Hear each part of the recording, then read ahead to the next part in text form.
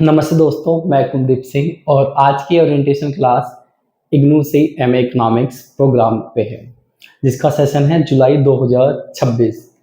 तो सबसे पहले तो आपको एक काम करना है। जो यूनिवर्सिटी है वो इस कोर्स के बारे में एक प्रोग्राम गाइड प्रोवाइड करती है। आपको गूगल पे सर्च करना है MEC प्रोग्राम गाइड। ठीक है, मैं अभी आपको दिखा देता हूँ गूगल पे।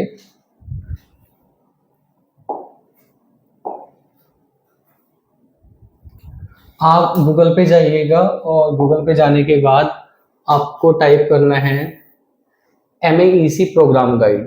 तो उसमें एक ऑप्शन आएगा ई ज्ञान कोश। ये बेसिकली इग्नू की ही वेबसाइट है। यहाँ पे MEC प्रोग्राम गाइड लिखा हुआ है, PDF पे क्लिक करोगे तो डाउनलोड का ऑप्शन आ जाएगा, यहाँ से डाउनलोड कर लेना। मैं कैंसिल कर रहा हूँ क्योंकि मेरे पास ये ऑलरेडी है। इसके अलावा आप हमारे टेलीग्राम चैनल से भी इसको डाउनलोड कर सकते हो।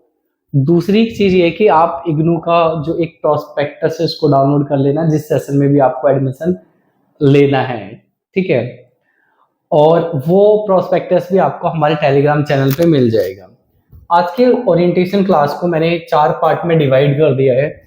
पहला पार्ट है हमारा बेसिक इंफॉर्मेशन, दूसरा पार्ट है सिलेबस के बारे में, तीसरा पार्ट है एग्जाम की तैयारी कैसे करनी है, चौथा पार्ट है आपको असाइनमेंट कैसे बनाना है।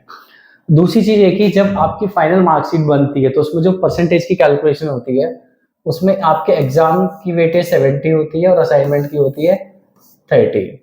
ये जो पूरी वीडियो है इस को हम 2 पार्ट्स में, बेसिकली जो 4 पार्ट हैं इसको मैं 2 पार्ट्स में डिवाइड कर सकता हूँ। उन स्टूडेंट्स के लिए, एक तो जिन्होंने इग्नू में एडमिशन ले लिया है और एक जिन्होंने इग्नू में एडमिशन नहीं लिया है।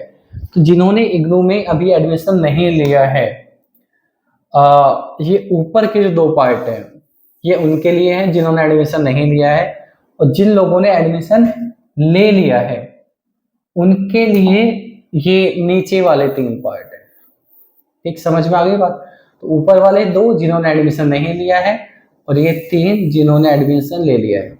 तो हम लोग स्टार्ट करेंगे सबसे पहले तो बेसिक इंफॉर्मेशन से, यानी कि इस ओरिएंटेशन क्लास का पार्ट 1। चलिए करते हैं स्टार्ट।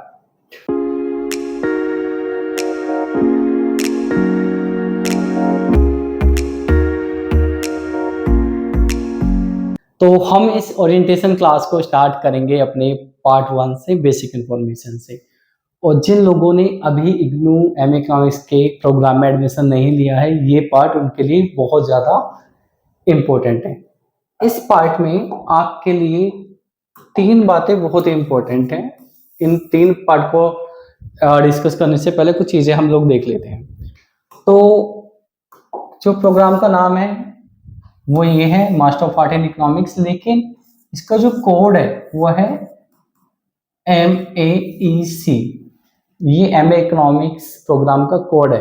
आप जब एडमिशन ले लोगे उसके बाद आप जब एग्जाम फॉर्म भरोगे या असाइनमेंट सबमिट करोगे या जब आप एग्जाम लिखने जाओगे तो वहां पे आपको कई जगह फिल करना होता है प्रोग्राम कोड। तो आपको प्रोग्राम कोड MEC फिल करना है वहां सभी जगह। एलिजिबिलिटी क्या है? किसी भी रिकॉग्नाइज यूनिवर्सिटी से आपके पास एक बैचलर डिग्री या फिर हायर डिग्री होनी चाहिए। ठीक,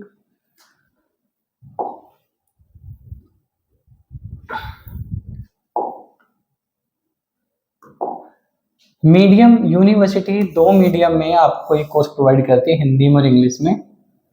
और 2 साल की जो फी होती है वो होती है 19,000 रुपये। ये मैं आपको जुलाई 26 के सेशन की बात कर रहा हूँ। जिस सेशन में आप एडमिशन लें उसमें एक बार फी चेक कर लेना।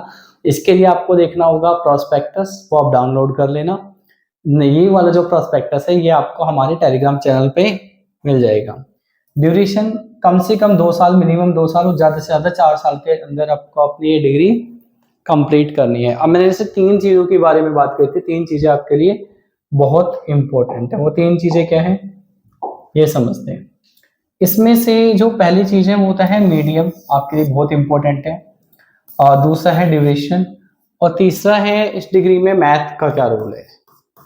ये 3 चीज़ें आप पहले अच्छे से समझ लो, उसके बाद ही आप इस प्रोग्राम में एडमिशन लेना। ठीक है, बिल्कुल जब ये अच्छे से क्लियर हो जाए। तो चलो इन 3 चीज़ों को क्लियर करते हैं।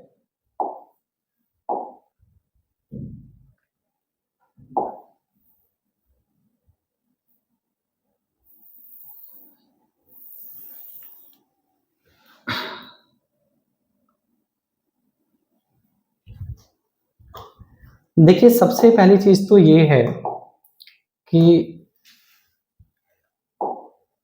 आपको ये कोर्स, ये प्रोग्राम मैं आपसे कहूंगा कि इंग्लिश मीडियम में ही आप लोग करें, इसको हिंदी मीडियम में बिल्कुल ना करें। अब ऐसे जो स्टूडेंट्स हैं जिन्होंने अभी तक की पढ़ाई ग्रेजुएशन तक अपने हिंदी मीडियम में करी है, उनके दो क्वेश्चन है, सर हम हिंदी मीडियम में क्यों ना करें, और मान लीजिए हम ये डिसाइड कर लेते हैं कि हमें हिंदी में नहीं करना, इंग्लिश में करना है, तो हम अचानक इंग्लिश में कर कैसे लेंगे जब हम अपनी पिछले 15 16 17 साल की पढ़ाई सारी हिंदी मीडियम में करते हुए हैं। तो दोनों बातें समझते हैं। देखो आपको पढ़ाई हिंदी मीडियम में करनी है या इंग्लिश मीडियम में करनी है, ये ना सब्जेक्ट टू सब्जेक्ट मैटर करता है। जैसे आप एमए हिंदी में कर रहे हो तो हिंदी में ही होगा, आप हिस्ट्री में कर रहे हो तो आप हिंदी मीडियम में कर लीजिए, कोई दिक्कत नहीं है। आप पॉलिटिकल साइंस में कर रहे हो तो हिंदी में कर लीजिए, कोई प्रॉब्लम नहीं है।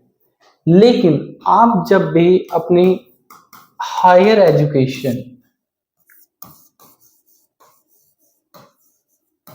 कॉमर्स में लेना चाहते हो, इकोनॉमिक्स में लेना चाहते हो, या फिर साइंस में लेना चाहते हो, तो आपको अपनी हायर एजुकेशन इंग्लिश मीडियम में ही करनी पड़ेगी। तभी फ्यूचर में आप अपनी एजुकेशन का सही तरीके से यूज कर पाओगे। इसके पीछे का कारण क्या है, देखो हमारी जो लैंग्वेज होती है दो तरह की होती है। एक तो हम जो आम अपने जीवन में लैंग्वेज यूज करते हैं वो भारत में अलग अलग क्षेत्र में अलग अलग है। एक होती है हमारी प्रोफेशनल लैंग्वेज, यानी हम जब काम की बात करते हैं किस लैंग्वेज में हम लोग काम करते हैं। तो इन तीन फील्ड में, इकोनॉमिक्स में, कॉमर्स में और साइंस में जो काम होता है ना वो इंग्लिश लैंग्वेज में होता है। अब जब भी आप काम करोगे तो आपको इंग्लिश में ही करना पड़ेगा। दूसरी बात यह है कि जितनी भी रेफरेंस बुक हैं जो इग्नू या फिर कोई भी यूनिवर्सिटी इकोनॉमिक्स में सजेस्ट करती हैं, जो रेफरेंस बुक है वो सारी की सारी बुक्स इंग्लिश में आती है। अभी मैं आपको दिखाऊंगा ये चीज भी, ठीक है, कि यूनिवर्सिटी ने कौन कौन सी बुक सजेस्ट करी है। हाँ, हिंदी मीडियम में एक्चुअली क्या है, इग्नू आपको स्टडी मटेरियल तो प्रोवाइड कर देता है, लेकिन वो क्या होता है, वो जो रेफरेंस बुक्स हैं उनको गूगल से ट्रांसलेट कर दिया जाता है। वो ट्रांसलेट करके वो जो हिंदी लैंग्वेज बनती है वो आपको देते हैं। जब आप उसे पढ़ोगे तो आपको पता चल जाएगा वो किस तरह की लैंग्वेज है। तो हम काम की बात करें तो पहले आप ये समझ लीजिए कि एमए इकोनॉमिक्स करने के बाद स्कोप क्या होता है। यहाँ पे मैं जितने भी स्टूडेंट्स हैं उनको दो पार्ट्स में डिवाइड कर लेता हूँ।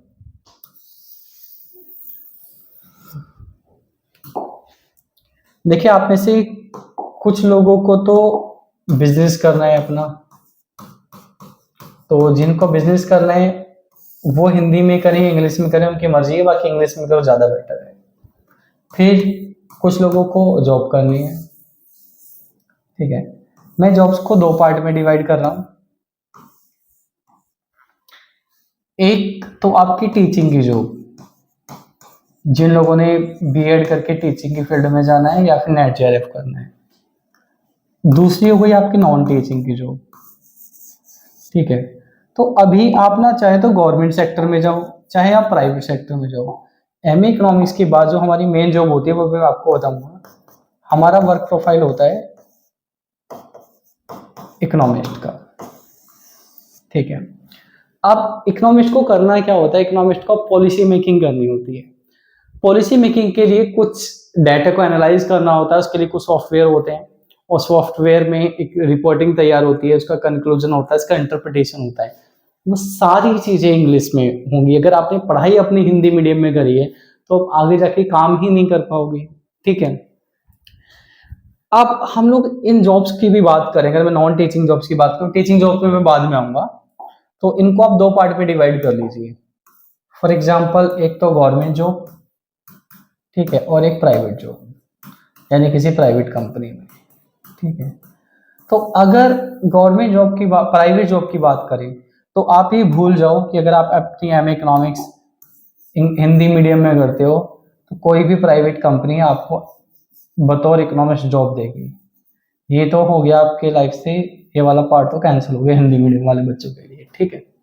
और एमए इकोनॉमिक्स के बाद किसी और जॉब का कोई स्कोप होता नहीं है, ठीक है। फील्ड अलग अलग हो सकती हैं बट आपको काम इकोनॉमिस्ट के तौर पर ही करना होगा। अब हम बात करते हैं गवर्नमेंट सेक्टर की है। तो गवर्नमेंट सेक्टर में इकोनॉमिक्स की बेस पे जो जॉब निकलती है, जैसे मान लीजिए इंडियन इकोनॉमिक सर्विस में निकलती है, ठीक है। प्राइम जॉब तो ये यूपीएससी में मान लीजिए आप ऑप्शन ले लेते हो, तो आपको एग्जाम देना पड़ता है। एग्जाम जिन किताबों से आता है वो सारी रेफरेंस बुक यूनिवर्सिटी ने बताई हुई है, वो सारी इंग्लिश में आती है, वो हिंदी में आती ही नहीं है। तो जब आप हिंदी में किताब ही नहीं आती है तो आप अपनी पढ़ाई कहाँ से करोगे इंडियन इकोनॉमिक सर्विस के एग्जाम को निकालने के लिए? फिर आप कहोगे सर जो यूनिवर्सिटी से इग्नू से हिंदी मीडियम का स्टडी मटेरियल मिलता है वो पढ़ लो। उस स्टडी मटेरियल को पढ़ के आपका काम नहीं चलेगा। वो पहली बात तो आपके लिए समझना ही बड़ा मुश्किल हो जाएगा। वो अभी हम सिलेबस देखेंगे ना, तब आपको पता चल जाएगा। अब मैंने आपसे कहा था तो ये चीज तो क्लियर हो गई है कि प्राइवेट सेक्टर खत्म हो गया, गवर्नमेंट जॉब के लिए एग्जाम क्रैक करना पड़ेगा। एग्जाम जिन किताबों से आता है इंग्लिश मीडियम में। अब एक बार टीचिंग पे आ जाता है, फिर हम किताब दे ही लिखेंगे यूनिवर्सिटी कौन कौन सी किताबें सजेस्ट करती है और वो किस किस मीडियम में है। अब टीचिंग में मान लीजिए आपने किसी तरीके से अपना डिग्री कंप्लीट कर ली और आपने, मैं ये मान लेता हूँ आपने नेट जेआरएफ हिंदी मीडियम में क्लियर कर लिया, मैं ये भी मान लेता हूँ। तो जब आप कॉलेज में पढ़ाने जाओगे तो इंग्लिश मीडियम के स्टूडेंट को आप कैसे पढ़ाओगे? अब ऐसा तो है नहीं, जिस कॉलेज में आपकी जॉब लग जाएगी वहां पे जो भी मीडियम का बच्चा मिलेगा आपको पढ़ाना पड़ेगा। अगर आप स्कूल में भी जाते हो तो स्कूल में आप किस तरीके से हिंदी मीडियम का बच्चा, वो इंग्लिश मीडियम का स्टूडेंट पढ़ाओगे?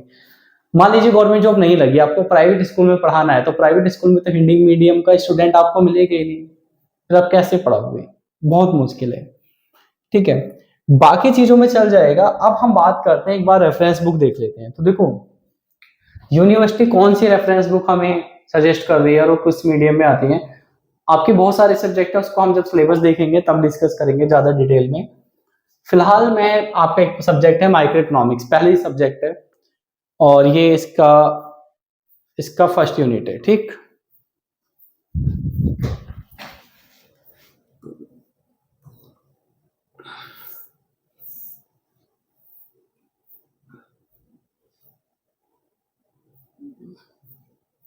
तो जब आपका पहला यूनिट खत्म हो जाता है ना, तो यूनिट खत्म होने के बाद यूनिवर्सिटी खुद से आपको कुछ बुक सजेस्ट करती है। यूनिवर्सिटी कहती है कि हमने तो आपको ये यूनिट बना के दे दिया है, लेकिन अगर आप माइक्रो इकोनॉमिक्स को सही तरीके से पढ़ना चाहते हो तो आपकी 3 बुक पढ़नी पड़ेगी। पहले जेम्स एंडरसन, इस बुक की आप शक्ल देख लीजिए, क्योंकि मैं जो माइक्रो इकोनॉमिक्स पढ़ाता हूँ मुझे भी इन बुक्स की हेल्प लेनी पड़ती है। इन बुक से ही हम सिलेबस को ठीक तरीके से समझा पाते हैं। अब ये जो बुक है, ये बुक ही आप देखोगे तो ये बुक ही इंडिया की नहीं है, ये बुक ही आपके भारत में छपी हुई नहीं है, बुक ही बाहर छपी हुई है। तो हिंदी मीडियम में बुक कैसे आएगी, ठीक है। उसके बाद जो आपकी दूसरी बुक है वो है क्वेश्चनिस, वो ये है, ये बुक भी बाहर की है, ये बुक भी हिंदी के मीडियम में आपको नहीं मिलेगी, ठीक है। तीसरी आपकी जो बुक है वो है वेरियन माइक्रो इकोनॉमिक एनालिसिस, ये बुक भी बाहर की, ये बुक भी आपको हिंदी मीडियम में नहीं मिलेगी। ये तो मैंने अभी एक यूनिट का आपको एक इसका सब्जेक्ट का दिखाया है। तो जो किताबें रेफरेंस बुक है, जिन किताबों को पढ़े बिना हमारा काम ही नहीं चलेगा, वो किताबें हिंदी मीडियम में पहली बात तो आती नहीं है, ठीक। और जब तक आप इन किताबों को पढ़ोगे नहीं तो आप आगे कोई भी गवर्नमेंट जॉब का एग्जाम क्रैक करना आपके लिए बहुत मुश्किल हो जाएगा, बहुत मुश्किल। इसलिए क्या होता है, एमए इकोनॉमिक्स के फील्ड में क्या होता है, जो इंग्लिश मीडियम के बच्चे होते हैं वो आगे बाजी मार लेते हैं। ये चीज क्लियर हो गई। अब हम थोड़ा आगे चलते हैं।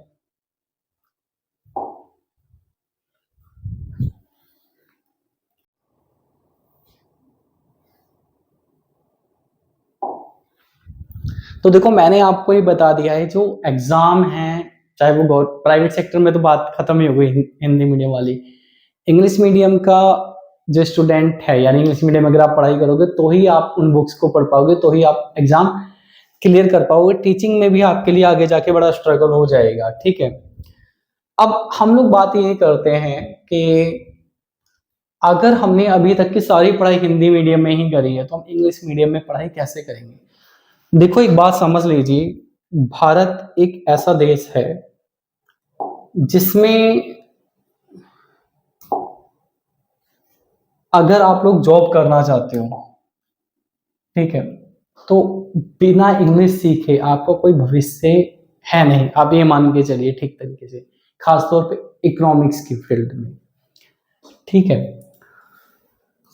तो जो भी लोग जॉब करना चाहते हैं, एम इकोनॉमिक्स की डिग्री कर रहे हैं, वो पहले सारे काम छोड़ दें अपनी जिंदगी में और 3 महीने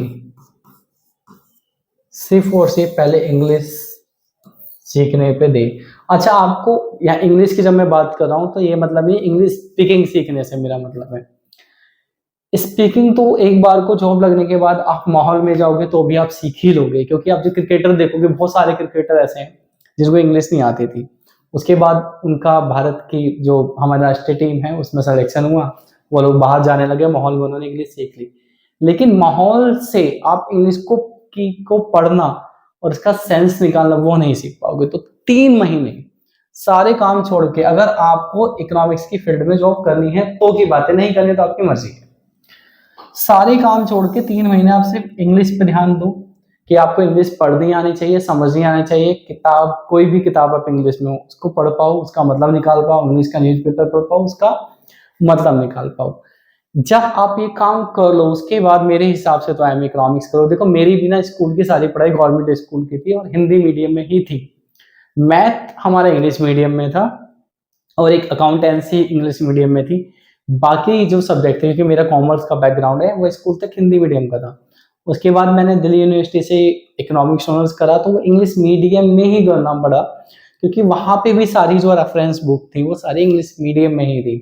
तो वही आपको एक ना एक बार तो अपने जीवन में, अगर आप भारत में रह रहे हो सकता है आप अमेरिका में रह रहे होते और हिंदी से आपका काम चल रहा था, लेकिन भारत में जॉब की फील्ड में, वो इकोनॉमिक्स की फील्ड में, हिंदी मीडियम से काम चलाना तो बहुत मुश्किल है। तो मैंने आपको समझा दिया है, बाकी अब आपकी मर्जी है। ठीक, तो मैंने आपको ये समझा दिया है कि सब मेरे हिसाब से तो आपको मीडियम इंग्लिश चूज करना चाहिए, क्योंकि उसमें हिंदी मीडियम में रेफरेंस बुक भी नहीं आएगी और आगे आपको दिक्कत ही होगी।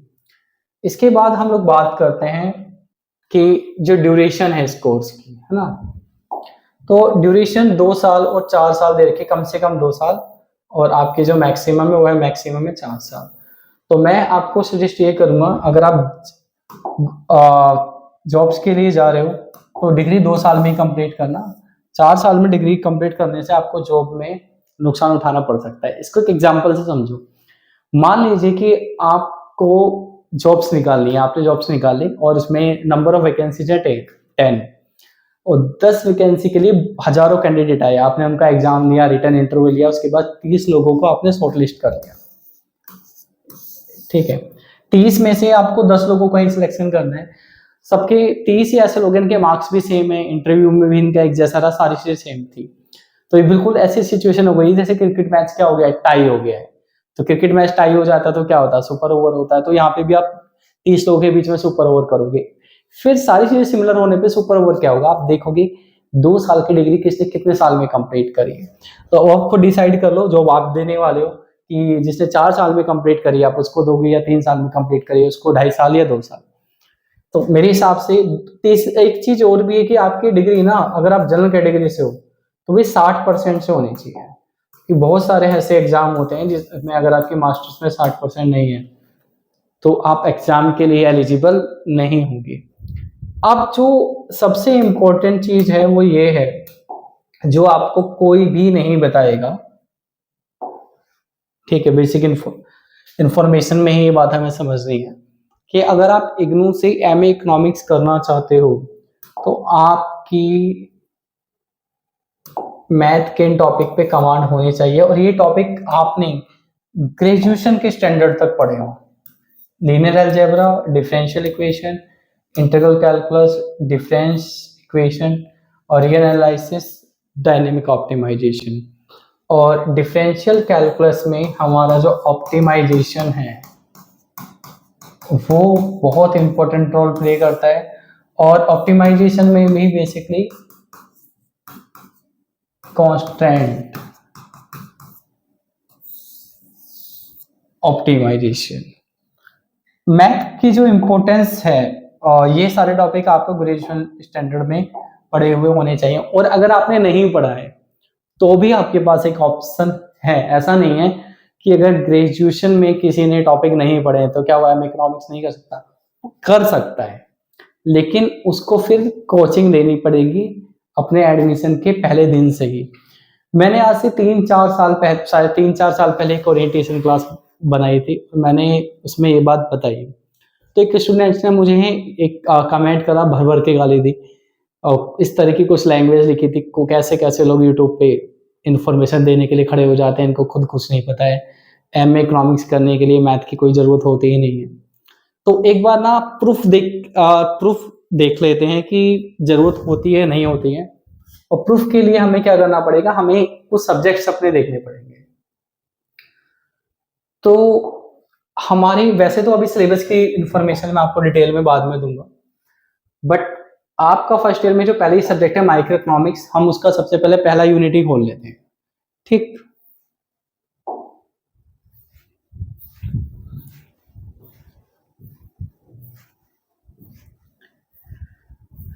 पहला यूनिट खोलते हैं और पहले यूनिट में थोड़ा सा आगे चलते हैं, और थोड़ा सा आगे चलने पे आप ये देखोगे कि आगे आपका कांस्टेंट ऑप्टिमाइजेशन यानी कांस्टेंट मैक्सिमा मिनिमा का कंसेप्ट, जो हम स्कूल में नहीं पढ़ते हैं, हम लोग पढ़ते हैं इसको ग्रेजुएशन में। ठीक है, इसके बाद हम थोड़ा और आगे चलते हैं।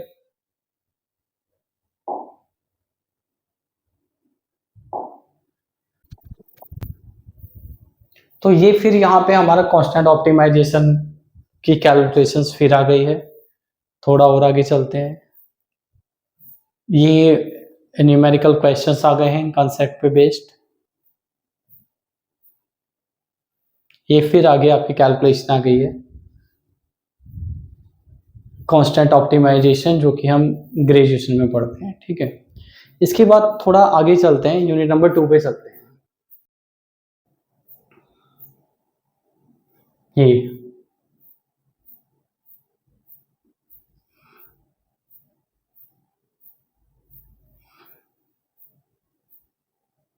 Utility maximisation completely mathematical topic है।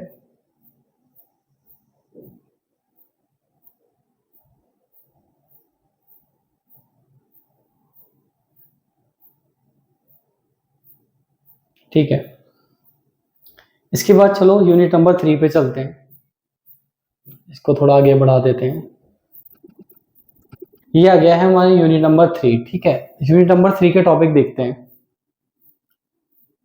तो यूनिट नंबर 3 में वैसे तो टॉपिक नंबर 3.2 है, बट टॉपिक ये पहले ही है। इसमें भी देखोगे तो ये फिर सारी मैथमेटिकल कैलकुलेशन है कांस्टेंट ऑप्टिमाइजेशन के ऊपर। ठीक है,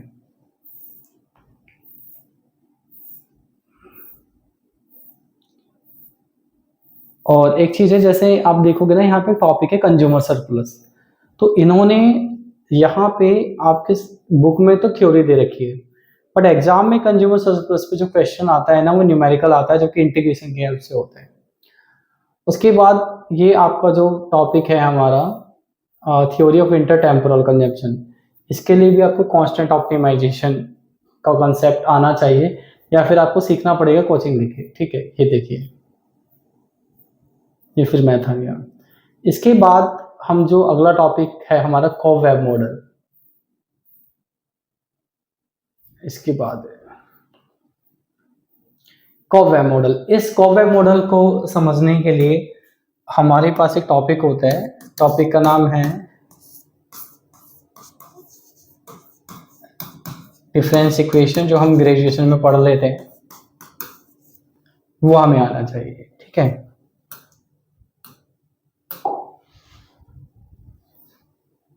ये देखिए, ये जो मैथमेटिकल कैलकुलेशन है डिफरेंस इक्वेशन से रिलेटेड है। तो डिफरेंस इक्वेशन का कॉन्सेप्ट हम लोग स्कूल में नहीं पढ़ते हैं मैथ में। ये हो गया। ये तो मैंने अभी आपको एक सब्जेक्ट दिखाया माइक्रो इकोनॉमिक्स, अगला सब्जेक्ट है चलो मैक्रो इकोनॉमिक्स, एक बार उसको भी देख लेते हैं।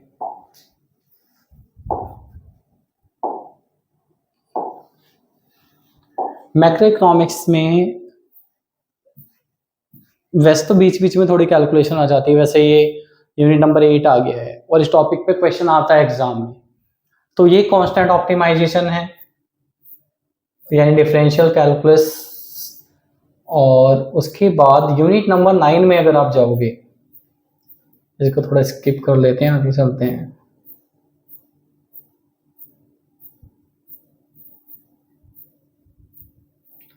रेमसे कास्कुप मॉडल, ठीक है। इसमें हमें जो मैथ का टॉपिक आगे, इस टॉपिक को समझने के लिए जैसे ही आ गया सेंटर प्लानर प्रॉब्लम, तो इसमें ये जो आपका टॉपिक है ना, ये टॉपिक है बेसिकली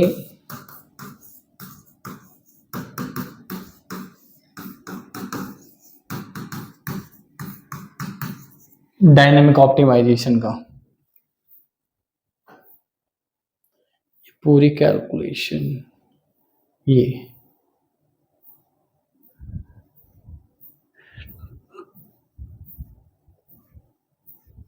इसके बाद चलो एक सब्जेक्ट, आपका अगला सब्जेक्ट और देखते हैं।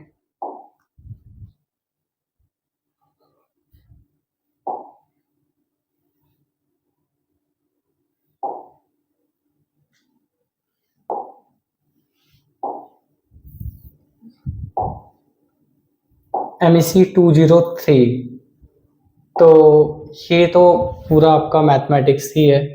इसमें तो सारी यूनिट्स में मैथमेटिक्स है, मतलब ये पेपर ही मैथमेटिक्स, आप ये मान के चलिए। इसमें तो आपको कुछ ढूंढना ही नहीं है, ठीक है।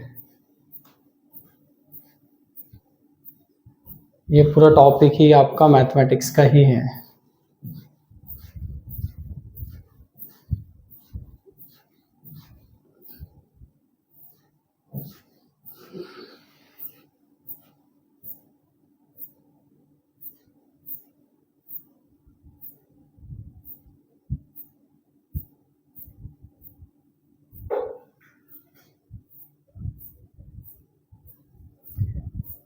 ये सब्जेक्टिव क्वांटिटेटिव मेथड है, यानी मैथ है। तो इसको छोड़ के हम नेक्स्ट सब्जेक्ट पे आते हैं, क्योंकि तो सब्जेक्टिव मैथमेटिक्स का है।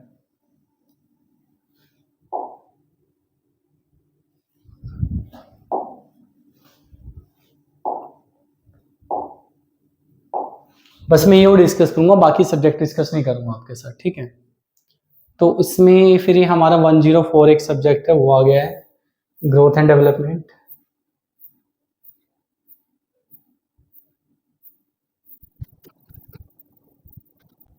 देखिए इसमें हमारा जो सोलो मॉडल का टॉपिक है ना, जब हम इसको डिस्कस करेंगे तो यहाँ पे भी पार्शियल डिफरेंशिएशन की कैलकुलेशन है, ये आपको आनी चाहिए। अब कुछ स्टूडेंट्स कहेंगे सर मेरे तो ऐसे काफ़ी दोस्त इनको मैथ नहीं आता, तो उन्होंने अपना एम इकोनॉमिक्स कंप्लीट कर लिया है।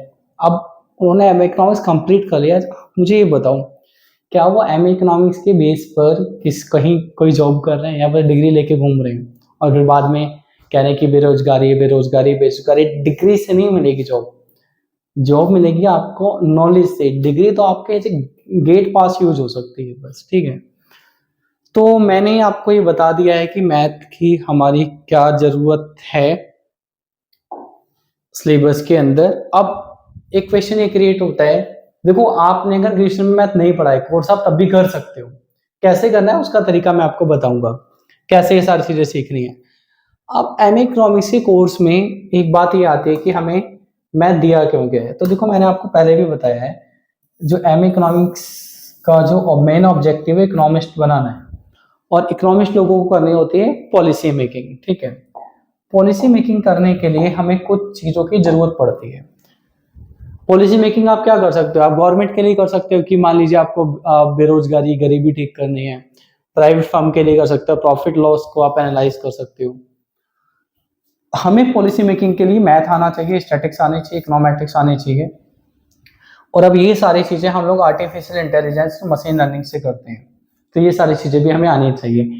एमए इकोनॉमिक्स करने के बाद अगर हम अच्छा करियर बनाना चाहते हैं, तो एमए इकोनॉमिक्स करने के बाद हमें डेटा साइंस का कोर्स भी जरूर करना चाहिए, जैसे कि हम लोग आर्टिफिशियल इंटेलिजेंस और मशीन लर्निंग को सीख पाएं। दूसरी बात यह कि आगे आने वाले ज़माने में आप कोई भी पढ़ाई करो, आपको आर्टिफिशियल इंटेलिजेंस और आपको मशीन लर्निंग सीखनी पड़ेगी। दूसरी एक चीज़ होता है, देखिए जब हम आर्टिफिशियल इंटेलिजेंस की बात करते हैं तो एआई हर फील्ड में यूज होता है, लेकिन हमें आर्टिफिशियल इंटेलिजेंस को समझना है कि हम मैथ, स्टैटिक्स और इकोनॉमेट्रिक्स पॉलिसी मेकिंग में इसको किस तरीके से अप्लाई करेंगे, ठीक है।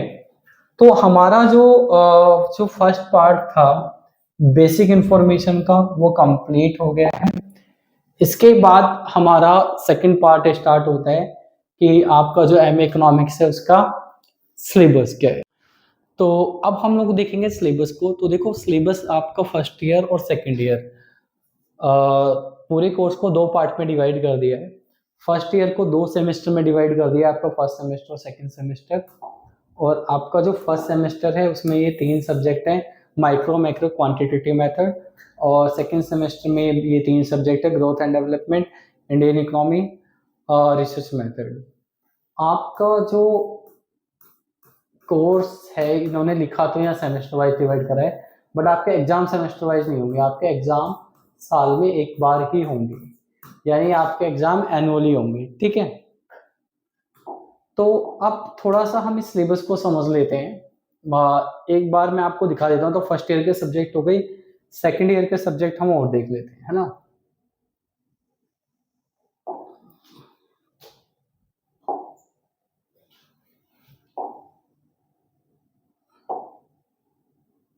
ये प्रोग्राम गाइड है जो मैंने जैसे आपसे कहा था कि आप इसको डाउनलोड कर लेना।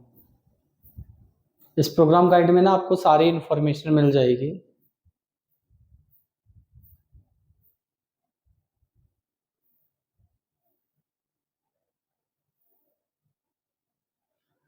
देखो जैसे यहाँ पे लिखा हुआ भी है कि examination of the course will be conducted on the annual basis. Examination for the first and second semester will be conducted together after the completion of 1 year of study. यानी एक साल की स्टडी के बाद आपका जो फर्स्ट सेमेस्टर है और सेकंड सेमेस्टर है उन दोनों के एग्जाम एक साथ लिए जाएंगे, ठीक है।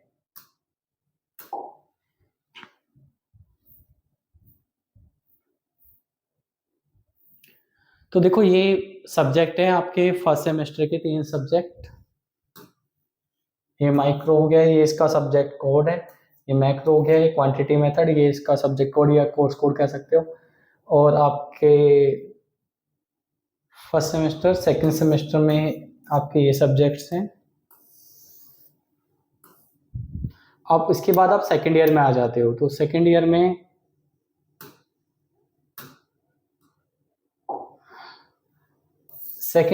हमारे जो थर्ड सेमेस्टर के सब्जेक्ट है, public economics, international trade and development, money finance, institution and market, ये क्या है, ये कंपल्सरी है, ठीक। उसके बाद हमारा जो फोर्थ सेमेस्टर है,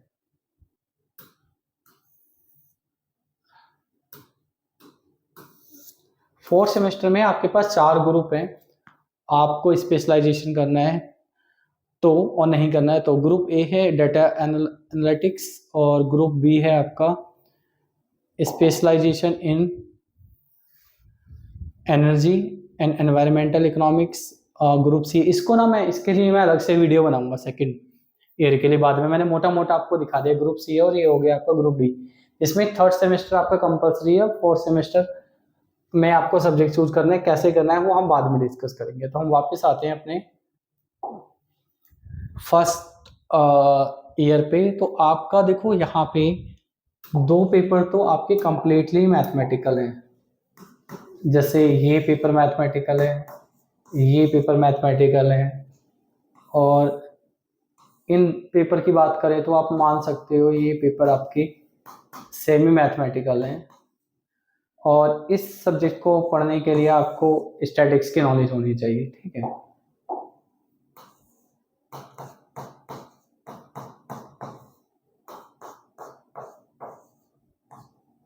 इसके लिए हमें स्टैटिक्स की जरूरत होनी चाहिए। ये सब्जेक्ट आपका पूरा थियोरेटिकल है। अब आप देखोगे ना, जैसे माइक्रो इकोनॉमिक्स है, जब आप सिलेबस खोलोगे तो उसमें कुछ जगह आपको थ्योरी मिलेगी पर ज्यादातर मैथमेटिक्स है। अब एक बार देखते हैं कि इसका पेपर कितना परसेंट उसमें मैथमेटिक्स होता है, कितना परसेंट उसमें थ्योरी होती है। तो अभी जून 26 का पेपर तो इग्नू ने अपलोड नहीं करा हुआ अपनी वेबसाइट पे, लेकिन हमें दिसंबर 25 का पेपर मिल जाएगा। MEC 101 दिसंबर 25 ये आ गया है। क्वेश्चन पेपर लिख देते हैं इसके आगे। Question paper.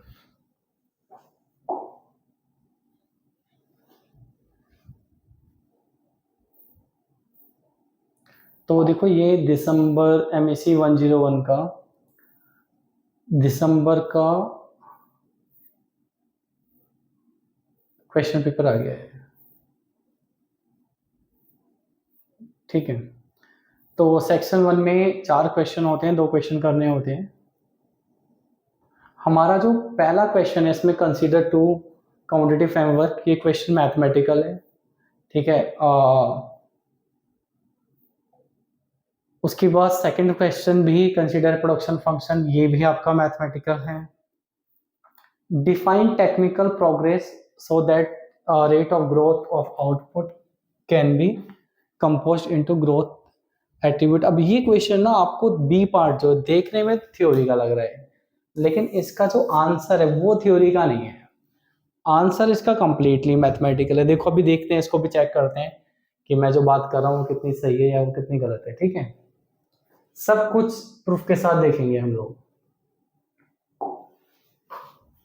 तो MEC 101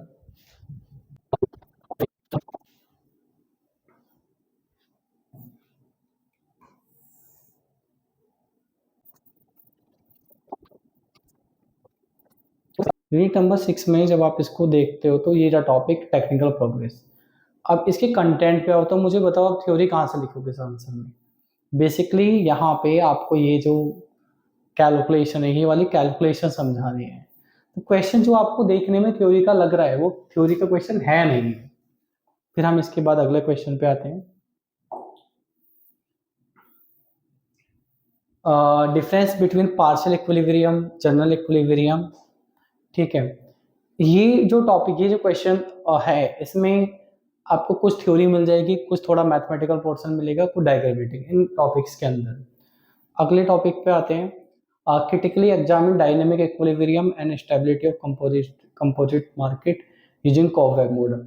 अब ये जो कॉव-वेब मॉडल वाला टॉपिक है ना आपका, ये टॉपिक कंप्लीटली मैथमेटिकल है। देखने में तो आपको ये लग रहा है यार ये तो क्वेश्चन थ्योरी का है, लेकिन ये क्वेश्चन थ्योरी का नहीं है। ये क्वेश्चन, ये जो टॉपिक है ना आपका, इसका आंसर मैथमेटिकल है। जैसे अभी मैं आपको दिखाता हूँ, हमारे कॉव-वेब मॉडल का टॉपिक है कहाँ, ये यूनिट नंबर 3 में है, माइक्रो इकोनॉमिक्स के। ये डिफरेंस इक्वेशन मैथ में एक टॉपिक होता है, बेसिकली ये उससे रिलेटेड है, ये कॉव-वेब मॉडल है। अब इसमें ऊपर की 4 लाइन थ्योरी की, बाकी जो पूरा ये टॉपिक है जो आप एक्सप्लेनेशन दोगे वो तो पूरा मैथमेटिकल है। तो लिखी हुई तो थ्योरी है, बट उसका क्वेश्चन देखने में आपको थ्योरी का लग रहा है, बट उसका जो आंसर है वो आंसर थ्योरी का नहीं है, आंसर आपका मैथमेटिकल है। इसके बाद हम लोग आते हैं अपने नेक्स्ट क्वेश्चन पर। Write down the force less equation for our price effect and cross price effect. अब यहाँ पे क्या हो जाता है, कुछ ऐसे स्टूडेंट्स हैं जिन लोगों ने ना अपना ये जो स्लिस्की इक्वेशन है या प्राइस इफेक्ट है, क्रॉस प्राइस इफेक्ट है, ग्रेजुएशन में पढ़े होते हैं बीए प्रोग्राम में, ठीक है। ये टॉपिक वहां पे भी होता है, वो लेकिन थियोरेटिकल होता है। वो क्या करते हैं, वो अपना ग्रेजुएशन वाले या एमए के पेपर में पे लिख देते हैं। देखो लॉ ऑफ डिमांड पे ना, लॉ ऑफ डिमांड हमारे स्कूल में होता है और आप उस पर पीएचडी भी कर सकते हो। तो जो हमने एनसीईआरटी में स्कूल में पढ़ा है वो पीएचडी में थोड़ी लिख दोगे आप, लिखा तो लॉ ऑफ डिमांड ही है, ठीक है। तो आपको टॉपिक सेम है, लेकिन आंसर ना आपको आपके सिलेबस, आपकी बुक के अकॉर्डिंग देखना है। हम ये देखते हैं स्लिस्की इक्वेशन, ये क्वेश्चन जो आपको देखने में थ्योरी का लग रहा है, क्या ये क्वेश्चन थ्योरी का है या ये क्वेश्चन मैथमेटिकल है। तो हम दोबारा आते हैं, एक बार अपना सिलेबस देखते हैं, मतलब वही अभी जो मैंने यूनिट नंबर 3 खोल रखा था, दोबारा हम लोग यहीं पर आएंगे।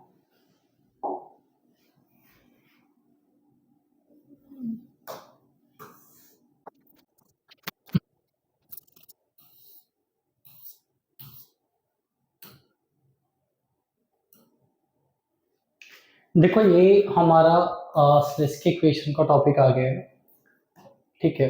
अब इसमें जो आपको 4 इक्वेशंस लिखनी है, वो इक्वेशंस देखो ये यहाँ पे बेसिकली ये टॉपिक आपका मैथमेटिकल टॉपिक ही है। और ये आपकी इक्वेशन हो गई हैं, दो इक्वेशन तो आपकी ये हो गई, एक ये और दो ये हो गई, एक ये। ठीक है, तो यहाँ से हमें पता चलता है कि जो क्वेश्चन हमें थ्योरी का देखने में लग रहा था, रियलिटी में वो क्वेश्चन आपका थ्योरी का है नहीं। तो वापस हम लोग एक क्वेश्चन पेपर पे आते हैं। तो बेसिकली क्वेश्चन भी आपका मैथमेटिकल है। आगे चलते हैं। आगे what do mean by quasi concavity of the utility function, describe various properties. मैं तो इसे मैथमेटिकल कैटेगरी में ही डालूंगा, बाकी आप जब डिटेल में पढ़ोगे जब बात आपको पता चलेगा, क्योंकि जो कॉन्केविटी का कंसेप्ट होता है ना वो मैथमेटिकल ही होता है यहाँ पे हमारी माइक्रो इकोनॉमिक्स में। ठीक है, उसके बाद जो हमारा सेवेंथ क्वेश्चन है ये भी discuss the second welfare theorem suppose you है, इसको आप थ्योरी का क्वेश्चन मानते हैं। ठीक है, ये क्वेश्चन हमारा थ्योरी का है।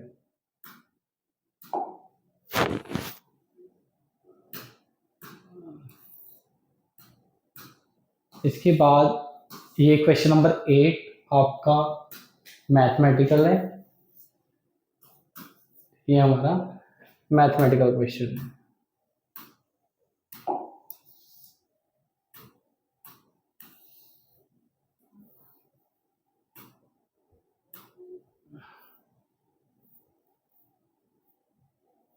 ये क्वेश्चन थ्योरी का है।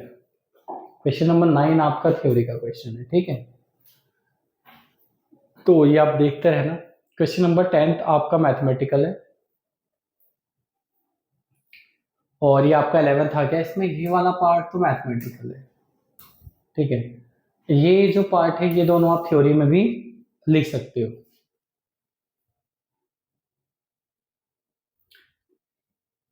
अब हम तो मैंने आपको अभी तक ये बता दिया है जो हमारा माइक्रो इकोनॉमिक्स है वो बेसिकली मैथमेटिकल है। और मैंने आपका एक क्वेश्चन पेपर भी आपके साथ डिस्कस कर लिया है कि किस तरह का क्वेश्चन पेपर इसका आता है। ठीक, तो आपका जो पहला सब्जेक्ट है वो हो गया माइक्रो इकोनॉमिक्स, ये हमने डिस्कस कर लिया है। दूसरा है आपका मैक्रो इकोनॉमिक्स। एक बार मैक्रो इकोनॉमिक्स का सिलेबस भी देख लेते हैं थोड़ा सा।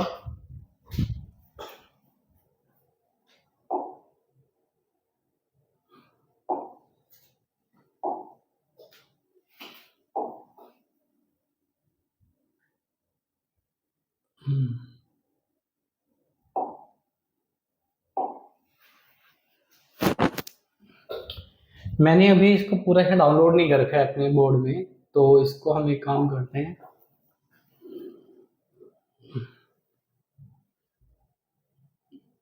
गूगल से डाउनलोड करके देख लेते हैं।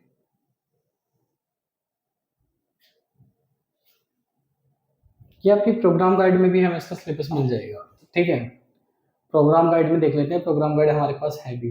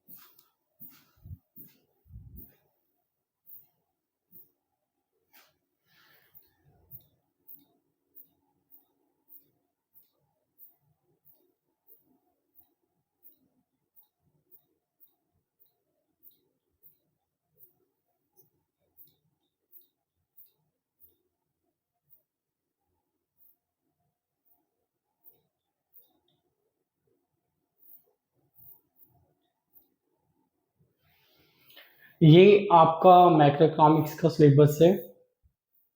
इसमें जो ब्लॉक 1 है, बेसिकली इग्नू अपने सारे सिलेबस को कुछ ब्लॉक्स में डिवाइड कर देती है, फिर ब्लॉक्स को यूनिट में डिवाइड कर देती है। ठीक है, तो ब्लॉक 1 में आपकी यूनिट 1 है, यूनिट 2 है, यूनिट 3 है, यूनिट 4 है, यूनिट 5 है। और ब्लॉक 2 में आपकी यूनिट 6 है, यूनिट 7 है, ब्लॉक 3 में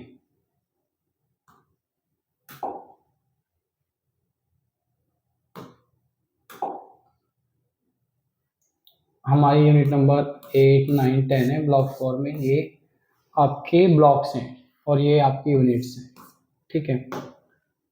तो कुल मिला के आपको यहाँ पे 20 यूनिट्स हैं जो आपको पढ़नी है। मैक्रो इकोनॉमिक्स में हमें बीच बीच में मैथमेटिक्स का सामना करना पड़ेगा। एक्चुअली जो एमए स्टैंडर्ड की इकोनॉमिक्स होती है ना, उसमें जगह जगह हमें मैथमेटिकल मॉडलिंग की जरूरत पड़ती है। इसके बाद हमारा जो ये सब्जेक्ट नंबर है तीसरा, MEC 203 क्वांटिटेटिव मेथड, ठीक है। तो हमारा ये जो सब्जेक्ट है ना, ये सब्जेक्ट कंप्लीटली मैथमेटिकल है बेसिकली। इस सब्जेक्ट के दो पार्ट हैं।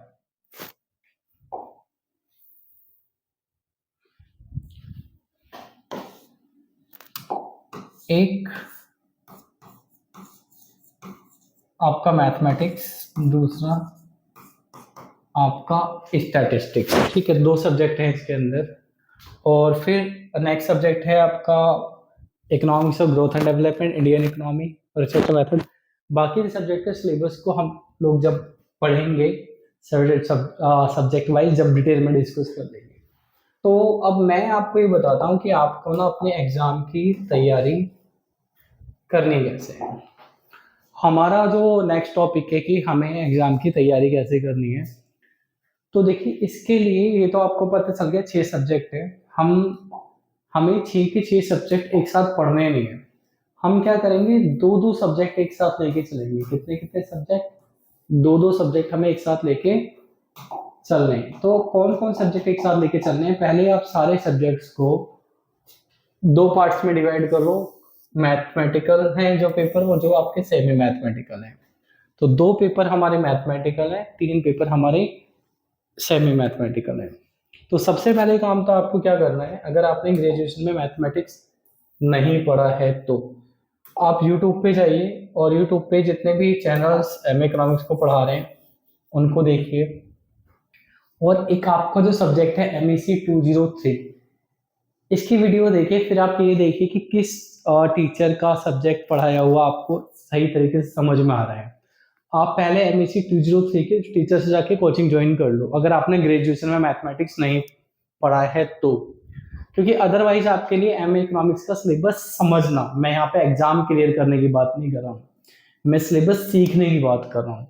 क्योंकि कई बार हम इधर से जुगाड़ करके उधर से जुगाड़ करके डिग्री तो ले लेते हैं, लेकिन अगर आप देखोगे तो हमारे देश भारत में, किसी भी देश में, बहुत सारे लोग डिग्री लेने के बाद बेरोजगार घूम रहे हैं। क्यों? क्योंकि डिग्री जस्ट गेट पास की तरह यूज होती है। डिग्री से जॉब नहीं मिलती है, डिग्री से हम जॉब का फॉर्म भरने के लिए एलिजिबल हो जाते हैं, जॉब मिलती है अगर हमें डिग्री में जो नॉलेज दी गई, यानी जो हमारा सिलेबस था यूनिवर्सिटी का, अगर हमें इस यूनिवर्सिटी के सिलेबस की अच्छी तरीके से नॉलेज है तो तभी हमें जॉब मिलेगी। तो आप ना कोचिंग ज्वाइन कर ले 203 के पहले दिन से ही। पहला तो मेरा सजेशन है, बाकी आप खुद देख लीजिएगा। दो दो सब्जेक्ट हमें स्टार्ट करने हैं। तो पहला आप जो सब्जेक्ट लोगे ना, वो 203 स्टार्ट करना है। क्या स्टार्ट करना है? 203। दूसरा इसके साथ आपको सब्जेक्ट लेना है 205। क्योंकि अगर ना आप पहले मान लीजिए माइक्रो से स्टार्ट करते हो और ग्रेजुएशन में मैथ आपने पढ़ा नहीं है, आपको माइक्रो समझ में आएगी ही नहीं। जब तक आप 203 नहीं पढ़ लोगे तब तक आपको माइक्रो किसी भी हालत में समझ में नहीं आने वाली है, अगर आपने ग्रेजुएशन में मैथमेटिक्स नहीं पढ़ा है। और अगर आपने मान लीजिए ग्रेजुएशन में मैथमेटिक्स पढ़ा भी है, बीकॉम ऑनर्स कर रहा है, और थोड़ा से टॉपिक्स थे उसमें, वो ये सारे टॉपिक्स नहीं थे जो मैंने आपको बताए। मेरा ग्रेजुएशन में मैथमेटिक्स पढ़ने का मतलब है कि ग्रेजुएशन में आपने ये सारे टॉपिक्स पढ़े। अगर आपको नहीं ये टॉपिक्स ग्रेजुएशन में नहीं पढ़े हैं तो आपको पहले क्वांटिटी मेथड से स्टार्ट करना है, साथ में कहीं भी इसकी कोचिंग ज्वाइन कर लेना। और दूसरे सब्जेक्ट साथ में ले लेना 205, क्योंकि MEC 205 कंप्लीटली थ्योरेटिकल पेपर है। इसको समझने के लिए आपको बिल्कुल भी मैथ आने की जरूरत नहीं है। ये सब्जेक्ट आपका 1 महीने में कंप्लीट हो जाएगा। जब ये सब्जेक्ट आपका 1 महीने में कंप्लीट हो जाएगा तो इस सब्जेक्ट को छोड़ के आप दूसरा सब्जेक्ट लेना, MEC 203 मैक्रो इकोनॉमिक्स एनालिसिस। इतने क्या होगा, 1 महीने में आप थोड़ा बहुत क्वांटिटेटिव मेथड भी पढ़ लोगे। तो क्वांटिटेटिव मेथड थोड़ा पढ़ने के बाद क्या हुआ, मैक्रो इकोनॉमिक्स में बीच बीच में जो मैथ के टॉपिक्स आएंगे वो टॉपिक्स आप समझ पाओगे। इसके अलावा कुछ ऐसे भी टॉपिक्स हैं जो मैथ में बहुत आगे आएंगे, अभी आपने नहीं, आप अभी तक आप नहीं सीख पाए हो। तो क्या करना, उन टॉपिक्स को कुछ समय के लिए छोड़ देना, उन टॉपिक को बाद में कर लेना जब आप 203 से वाले टॉपिक समझ लो जिसको समझने के लिए जरूरी है। फिर ये हो गया आपका। इधर जब मैथ, ये आप जो क्वांटिटी मेथड है इसको पढ़ो, इसकी क्योंकि दो पार्ट है, मैथमेटिक्स और स्टैटिस्टिक्स। जिस दिन आपका मैथ का पार्ट कंप्लीट हो जाए उसके बाद आप किसको स्टार्ट कर सकते हो, माइक्रो इकोनॉमिक्स। तो माइक्रो इकोनॉमिक्स को तभी स्टार्ट करना जब आप 203 में से मैथ का पोर्शन अपना कंप्लीट कर लो, इससे पहले आपको नहीं करना है, ठीक है। और इसको लगभग लगभग 4 महीने आपको कंप्लीट करने में लगेंगे। जब आपका माइक्रो इकोनॉमिक्स हो जाए फिर आप रिसर्च मेथड स्टार्ट करना, इसमें आपको लगेंगे लगभग लगभग 3 महीने। बाकी तो देखो स्टूडेंट टू स्टूडेंट डिपेंड करता है किसके पास कितना टाइम है, किसकी अपनी कैपेबिलिटी कितनी है। और इस सब्जेक्ट का जो कोर्स है कंप्लीट करने में आपको मेरे हिसाब से ऑन एन एवरेज 6 महीने लगेंगे।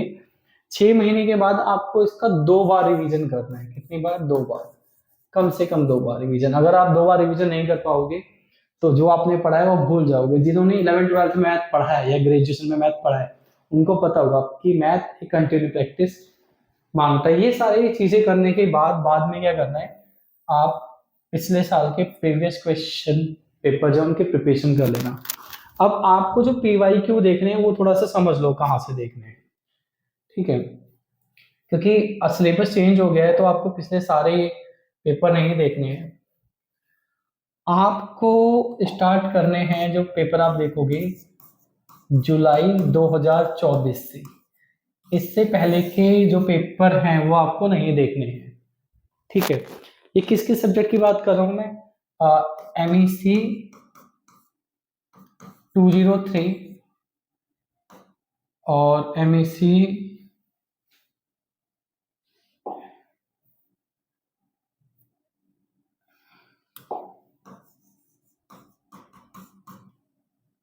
104, ठीक है। इनका जो सब्जेक्ट का सिलेबस चेंज हुआ था वो जुलाई 2024 से जो पेपर है, इससे पहले वाले पेपर आपको नहीं देखे, ठीक। उसके बाद अगर मैं बात करूं 102 की मैक्रो की, तो ये आपको पेपर देखने हैं दिसंबर 2023 से लेकर, इससे पहले के पेपर आपको नहीं देखने हैं, ठीक है।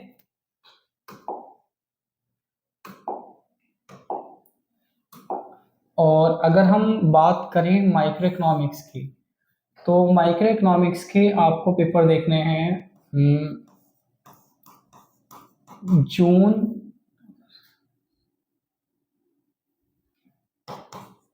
2018 से आप ये पेपर देख सकते हो, ठीक है। एक बार रुक जाइए, मैं थोड़ा कंफर्म कर लेता हूँ जरा।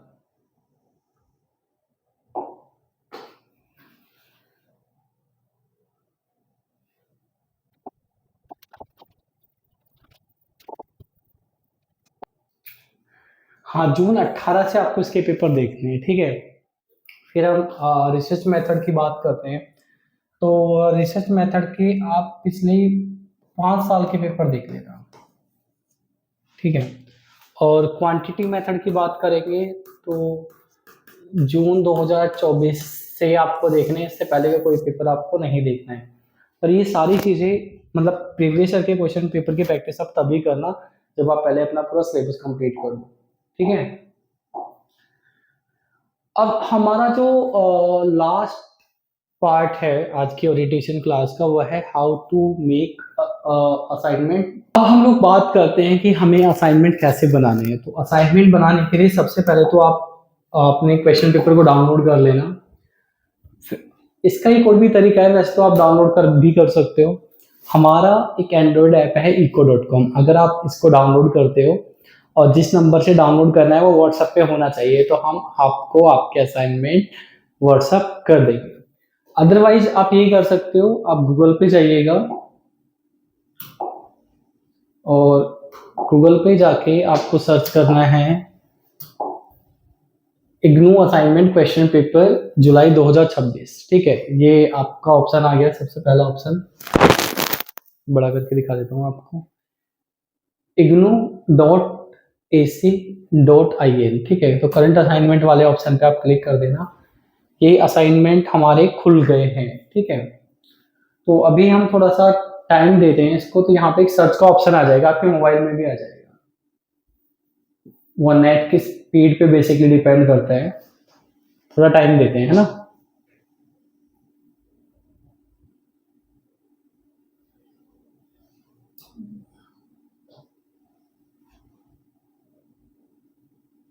देखिए ये सर्च का ऑप्शन आ गया है। यहाँ सर्च के ऑप्शन में आपको क्या करना है, आपको सर्च करना है MEC। तो जब आप MEC सर्च करोगे तो आपके, क्योंकि जितने भी सब्जेक्ट कोड है ना वो MEC से हैं,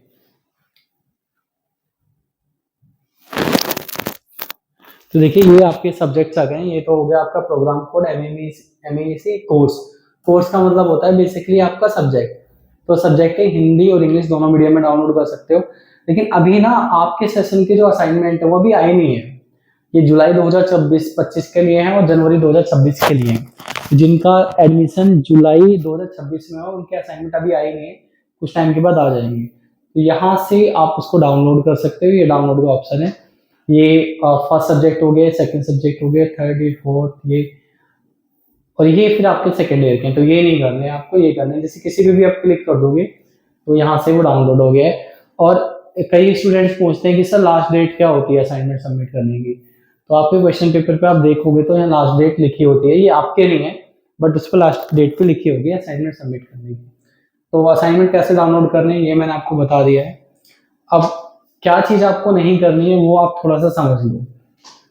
आपको किसी भी अनजान आदमी से ऑनलाइन, जिसको आप जानते नहीं हो, असाइनमेंट के आंसर्स नहीं खरीदने हैं। बहुत सारे ऐसे लोग हैं जो वर्किंग जॉब करते हैं, उनके पास टाइम नहीं है, तो वो क्या करते हैं, मार्केट से असाइनमेंट खरीद लेते हैं। मैं आपको सजेस्ट ये करूंगा, इग्नू से आपको जो स्टडी मटेरियल मिला हुआ है, असाइनमेंट के क्वेश्चंस के आंसर आप वहां से लिखें। अगर आपके पास टाइम नहीं है और आप वर्किंग हो, देखो जो स्टूडेंट है वो तो खुद से ही करना, ये बात आप समझ लो। जो वर्किंग है उनके लिए ऑप्शन बता रहा हूँ कि जो लोग वर्किंग है, जिनके पास टाइम नहीं है बिल्कुल भी, वर्किंग भी है, मैरिड भी है, वाइफ भी है या हस्बैंड है और आपके बच्चे भी हैं, तो आपके पास इतना टाइम नहीं है कि आप खुद से सर्च करो। तो आपको क्या करना है, आप आपके घर के आसपास पहले से कोई टीचर देखो जो एमए इकोनॉमिक्स पढ़ाता हो और आप उससे बात करो, सर मेरे ये क्वेश्चन पेपर है और मुझे इनका आंसर चाहिए, आप उससे आंसर ले लीजिए, ठीक है। क्योंकि जो टीचर एमए इकोनॉमिक्स को पढ़ा रहा है वो आपको जो आंसर देगा वो आंसर सही देगा। मार्केट में आप एक ऐसे आदमी से असाइनमेंट खरीद रहे हो जो 200 से 300 कोर्स के असाइनमेंट बना रहा है, मास्टर्स के सभी कोर्स के बना रहा है, बैचलर के सभी कोर्स के बना रहा है, सर्टिफिकेट कोर्स के बना रहा है। तो फिर वो उसको किस सब्जेक्ट की नॉलेज है, किस सब्जेक्ट में उसका स्पेशलाइजेशन है। आपको ऐसे ही आदमी से अपने असाइनमेंट के आंसर खरीदने हैं जो एमए इकोनॉमिक्स को पढ़ा रहा हो, ये बात आपको ध्यान रखनी है, ठीक है। अगर आपके घर के आसपास आपको कोई ऐसा टीचर नहीं मिल रहा है तो आप फिर ऑनलाइन यूट्यूब पे जाइएगा। यूट्यूब पे बहुत सारे ऐसे टीचर्स हैं जो पढ़ा रहे हैं, पहले आप उनके पढ़ाने को देखिए, जिसका पढ़ाया आपको समझ में आ रहा है उससे कांटेक्ट करके आप खरीद लें। ऐसा हो सकता है कि मार्केट में जो आपको असाइनमेंट मिल रहा है वो सस्ता मिल जाए, लेकिन वो आपको फाइनली रिजल्ट बिगाड़ सकता है। अब जो लोग वर्किंग नहीं है वो ध्यान से सुनो, जो कंप्लीटली स्टूडेंट हो वो इग्नू के स्टडी मटेरियल से ही अपना असाइनमेंट बनाना। अगर मान लीजिए कोई मैथमेटिकल क्वेश्चन में ऐसा है जिसका आंसर आप नहीं दे पा रहे हो, तब आप मार्केट से खरीदना, वो भी किसी टीचर से ही खरीदना, ये बात आपको समझ लेनी है। तो मैंने ये बता दिया पहली चीज तो क्या आपको नहीं करनी है। दूसरी चीज, आपके असाइनमेंट की इंपॉर्टेंस क्या है। देखो हमारा जो असाइनमेंट है टोटल रिजल्ट में 30% प्ले करता है। अगर आपके असाइनमेंट में मार्क्स बेकार आते हैं ना तो आपका रिजल्ट कंप्लीटली खराब हो सकता है। मैंने आपको बताया था जो भी जनरल कैटेगरी के स्टूडेंट हैं उनकी डिग्री 2 साल में कंप्लीट होनी चाहिए, जो वर्किंग नहीं है और जिनको जॉब करनी है, और कम से कम 60% होनी चाहिए, ठीक। मैं आपको 2023 की बात बता रहा हूँ, 2023 या लगभग 2023 की बात है, मुझे एग्जैक्ट कंप्लीटली याद नहीं है। तो एक स्टूडेंट था, उस टाइम हमारे पास एंड्रॉयड ऐप नहीं था, हम लोग ऑनलाइन क्लास जो लेते थे वो गूगल मीट पे ही हुआ करती थी कंप्लीटली। तो स्टूडेंट ने एग्जाम से 3-4 महीने पहले मेरे से MEC 103 जो अभी आपका MSc 203 है ना, ये पहले 103 होता था। इसकी क्लासेस ज्वाइन करी और एग्जाम दे दिया। एग्जाम के कुछ टाइम के बाद उसका मेरे पास मैसेज आया कि सर मेरे असाइनमेंट के मार्क्स आ गए। असाइनमेंट वो पहले ही सबमिट कर चुका था मुझसे कोचिंग ज्वाइन करने से पहले, मार्केट से कहीं खरीद के, और उसने मुझे अपने मार्क्स दिखाए। उसके मार्क्स सही में बहुत बेकार थे। एक बार आप उसको जरा देख लो, मेरे पास उसका रिकॉर्ड अभी भी है स्टूडेंट का, मैंने उसका स्क्रीनशॉट ले लिया है।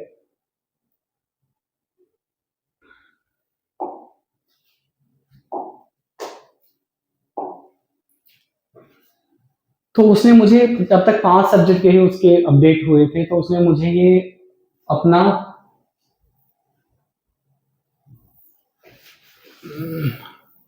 अपने मार्क्स भेजे। अच्छा, उसने जो मार्क्स भेजे हैं ना, ये 100 में से नहीं भेजे, ये 30 में से भेजे उसने मुझे, है ना। ये मार्क्स आप देख सकते हो यहाँ, ये तो ये सारे मार्क्स क्या, आउट ऑफ 30। अगर इन आउट ऑफ 30 को मैं 100 में कन्वर्ट करूं, तो 100 में कन्वर्ट करने के बाद जो रिजल्ट आएगा, ये स्टूडेंट था गुजरात का, ठीक है। तो जो रिजल्ट आएगा वो रिजल्ट आएगा हमारा ये, अगर हम उनको 100 में कन्वर्ट कर दे तो कुछ ये मार्क्स बैठेंगे आउट ऑफ 100। तो अगर अब हम बात करते हैं कि असाइनमेंट के बाद आप परसेंटेज कैसे निकालोगे, ठीक है। तो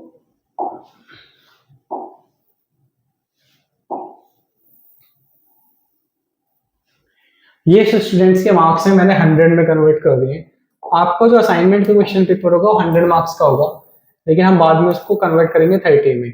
एग्जाम भी आपका 100 मार्क्स का होगा, बट हम उसे बाद में कन्वर्ट करेंगे कितने में, 70 में। मैं ये थोड़ा बड़ा कर लेता हूँ, ठीक। तो मान लीजिए कि स्टूडेंट है, उसके जो मार्क्स आए हैं वो ये आए हैं,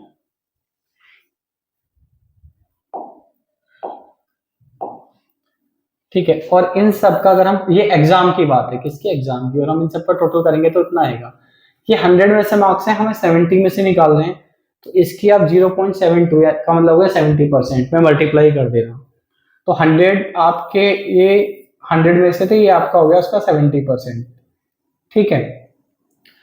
अब ये स्टूडेंट्स के मार्क्स उसने 30 में से दिए थे, मैंने 100 में से दे दिए। अगर इनका हम टोटल करें तो मार्क्स आ रहे हैं स्टूडेंट के इतने।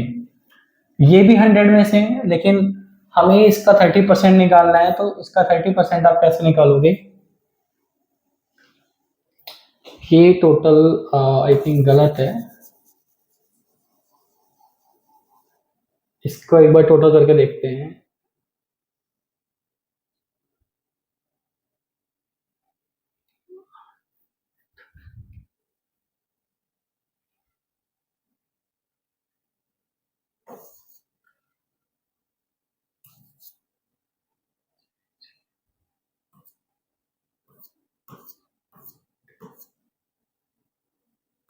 हाँ, ये जो टोटल आएगा ना आपका, ये 312 है। कितना है, 312। गलत टाइप हो गया है। तो 312 का अगर आप 30% निकालोगे तो आपका इतना आएगा, ठीक। तो पहले आपको अपने मार्क्स के 70% निकालना है, और क्योंकि आपको जो वहां से मार्क्स मिलते हैं ना, वो कितने होते हैं, वो आपके 100 में से होते हैं। इसका आप 30% निकालोगे, उसके बाद इसका और ये जो मार्क्स है इनका टोटल करना, 6 से डिवाइड कर देना, तो आपकी परसेंटेज आ गई है। परसेंटेज कितनी है, 59.7। तो ये जो हमारा स्टूडेंट था राहुल, इसकी परसेंटेज आई थी 59.7। अभी कुछ टाइम पहले की बात है, पहले हम असाइनमेंट के आंसर्स प्रोवाइड नहीं करते थे। मेरी एक स्टूडेंट है, उसका नाम है सुभाश्री दास, ठीक है। तो उसका असाइनमेंट का रिजल्ट आया था, उसका रिजल्ट भी मैं आपके साथ डिस्कस करता हूँ। ये उसका रिजल्ट है असाइनमेंट का।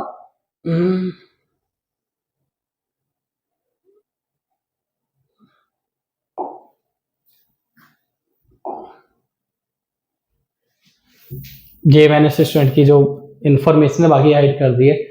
ये असाइनमेंट का रिजल्ट है, आप देख सकते हो 92 92 92 92। ये अब मान लीजिए कि असाइनमेंट में मार्क्स आपके इस तरीके से आते हैं, ठीक है। तो इतने मार्क्स भी असाइनमेंट में आ सकते हैं, तो ये मार्क्स हो गए स्टूडेंट के, ठीक है। हम ये वाले मार्क्स मान लेते हैं कि दोनों के सेम है, असाइनमेंट के मार्क्स में डिफरेंस है। तो अब देखोगे इसका टोटल कितना हो रहा है 550, इसका अगर आप 30% निकालोगे कितना हो गया, इतना हो गया है ना। अब ये एग्जाम के मार्क्स, ये असाइनमेंट के मार्क्स, इन दोनों का आप ऐड कर दो, 6 से डिवाइड कर दो, तो आपकी टोटल परसेंटेज आ गई। तो देखो हमने एग्जाम में मार्क्स सेम आ गए, लेकिन अगर असाइनमेंट में आपके जो मार्क्स वो चेंज हो जाते हैं तो कितना होता है परसेंटेज में, कितना इम्पैक्ट आप देख सकते हो। तो असाइनमेंट आपको मार्केट से खरीद के नहीं बनाने, या खुद से बनाना, या किसी ऐसे टीचर से असाइनमेंट आपको खरीदना है जिसको आप खुद से जानते हो। अब हमारा जो नेक्स्ट टॉपिक है वो ये है कि असाइनमेंट आपको बनाने कैसे हैं। देखो असाइनमेंट कैसे बनाने हैं इस पे मैंने एक अलग से वीडियो बनाई है, वो वीडियो पुरानी है बट उससे कोई फर्क नहीं पड़ता कि वो 2 साल पहले की है, 2.5 साल पहले की है। 2 साल पहले आपको असाइनमेंट कैसे जैसे बनाना था, 2 साल बाद भी आपको असाइनमेंट वैसे ही बनाना है। उसका लिंक मैं आपको डिस्क्रिप्शन में दे दूंगा। तो आज के इस ओरिएंटेशन क्लास में मुझे इतनी ही इन्फॉर्मेशन देनी थी। अगर कोई बात आपको समझ में नहीं आई है तो उसके लिए आप कमेंट कर सकते हो, या कोई बात मैं सही से नहीं समझा पाया हूँ या मैं समझाना भूल गया हूँ तो उसके लिए भी आप कमेंट कर सकते हो। आज की इस क्लास में बस इतना ही, मिलते हैं नेक्स्ट क्लास में। Till then goodbye, take care.